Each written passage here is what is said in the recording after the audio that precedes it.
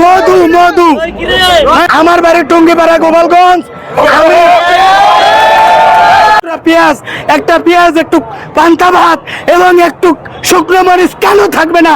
কোন হাদিসে আছে, কোন কোরআনে আছে যে পেঁয়াজ খাওয়া যাবে না এবং শুকনো মরিচ খাওয়া যাবে না?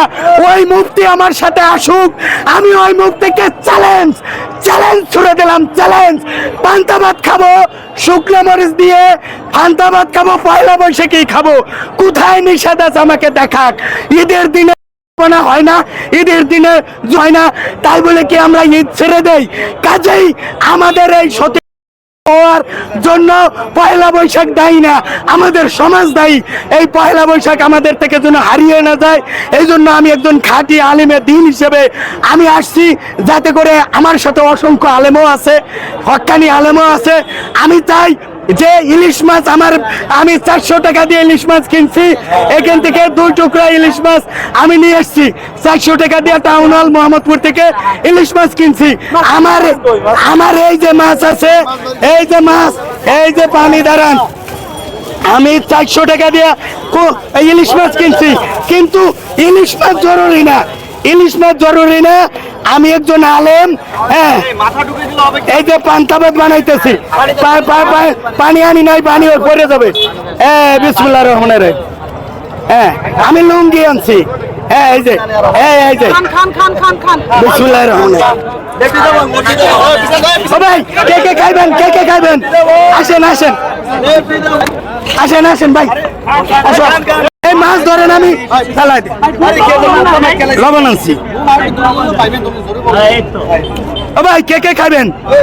মাছ এদিকে দেন ভাই, মাছ এদিকে দেন, মাছ খাইন না, মাছ ফেলাই দেবো। বিসমিল্লাহির রহমানির রহিম। ইলিশ কত লইছে?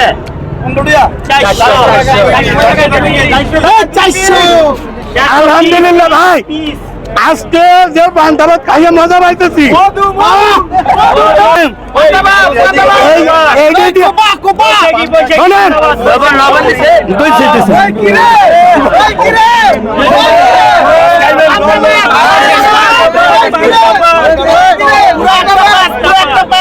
ভাই আমি একজন আলেম হিসেবে আমি আসতাম না খুনি আর একটা মুখোশ বানাবো, কিন্তু আমার হাতে সময় নাই। আমি এখানে আসছি যে এদেশে ইলিশ মাছ ধরেন আমি খাইলাম না, কিন্তু এই পান্তা ভাত শুকনো মরিচকে এদেশের এই বাঙালি যদি খেজুর নিয়ে যে খেজুর লাগবে ইফতারিতে, তাহলে আমি মনে করি পয়লা বৈশাখে একটু পান্তা ভাত শুকনো মরিচ আর একটু লবণ পেঁয়াজ হলে হয়ে যায়। ওই ইলিশ মাছ জরুরি না।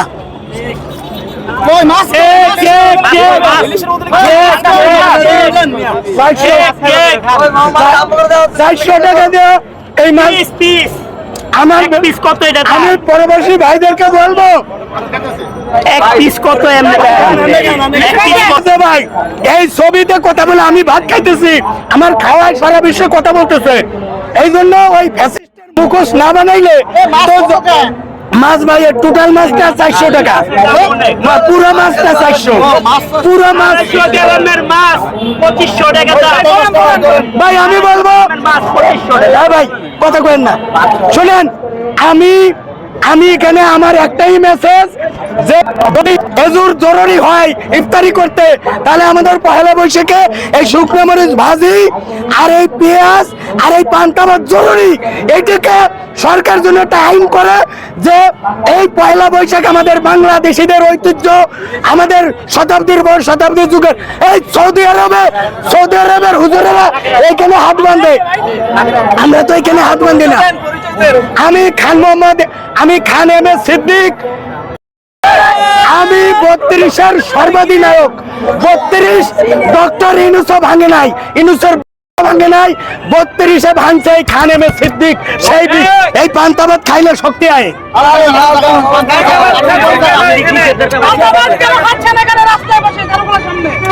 এইখানে খাওয়া আলেমেরা ফতোয়া দেয়,